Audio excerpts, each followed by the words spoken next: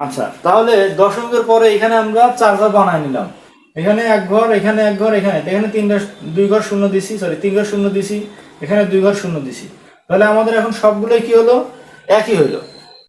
কারণ আমাদের প্রশ্ন ছিল যে এখানে 1.1, 0.01, এখানে 0.001।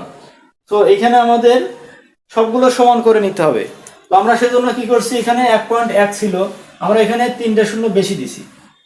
এখানে ছিল 1.01, এখানে আমরা 2টে শূন্য বেশি দিছি। দেওয়ার পরে কি হয়েছে, এখানে দশমিকের পরে আমাদের 1, 2, 3, 4 4 ঘর আছে। তো দশমিকের পরে 4 ঘর আমাদের সুন্দরভাবে মিলে গেল।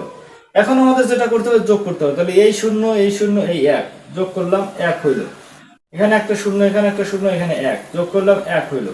এখানে শূন্য, এখানে 1, এখানে শূন্য, যোগ করলে 1 হবে।